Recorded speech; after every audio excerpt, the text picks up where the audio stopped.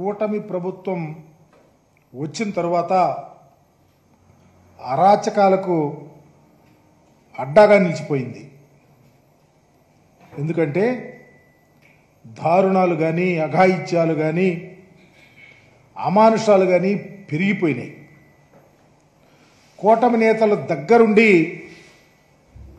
దాడులు చేయిస్తూ ఉన్నారు, గొడవలు చేయిస్తూ ఉన్నారు. రాష్ట్రంలో రెడ్ బుక్ రాజ్యాంగానికి పోలీసు వ్యవస్థ సలాం చేస్తూ ఉంది. అధికార పార్టీ నాయకులు ఏది చెబితే అది. బాధితులు ఎవరన్నా పోలీస్ స్టేషన్కి వెళితే తిరిగి వాళ్ళ మీద కేసులు పెట్టించే సంస్కృతిని ఈ రాష్ట్రంలో చంద్రబాబు నాయుడు గారు ప్రభుత్వం తీసుకొచ్చిందని చెప్పడానికి సిగ్గుపడతా ఉన్నాం.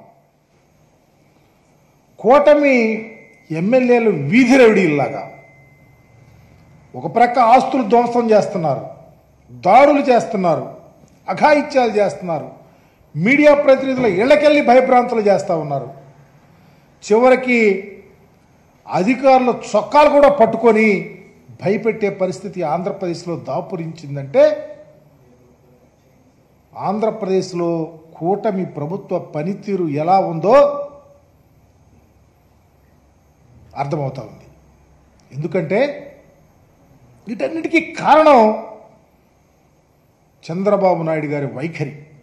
ప్రతిదాన్ని రాజకీయ కోణంలో చూస్తాం.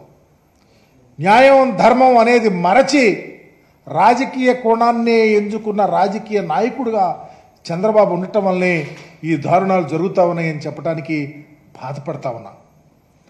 నిజంగా అధికార పార్టీలు ఇన్ని దాడులు అఘాయిత్యాలు చేస్తుంటే ఒక్క స్టేట్మెంట్ అనేది ఇచ్చి తప్పు, ప్రజాస్వామ్యబద్ధంగా అందరినీ సరిగా చూసుకొని పరిపాలన చేయండి, పరిపాలనలో భాగస్వాములు అవుదామని చెప్పి ఎందుకు చెప్పలేకపోయాడో చంద్రబాబు నాయుడు చెప్పాల్సిన పరిస్థితి ఉందని కూడా తెలియపరుస్తూ ఉన్నా.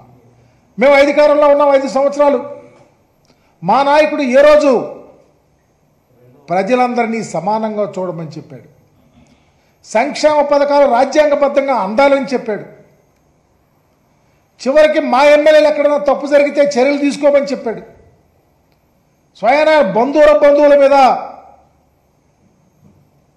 కేసులు కూడా పెట్టించినటువంటి పరిస్థితి జగన్మోహన్ రెడ్డి గారి పరిపాలనలో ఉంటే,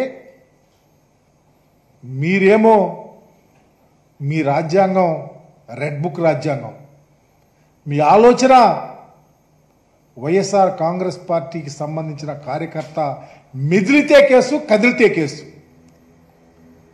అవతల వాడు ఎవరైనా సరే అడ్డంగా భయపెట్టి కేసుల్లో ఇరిగించే ధోరణి ఈ రాష్ట్రంలో నడుస్తూ ఉంది అని చెప్పడానికి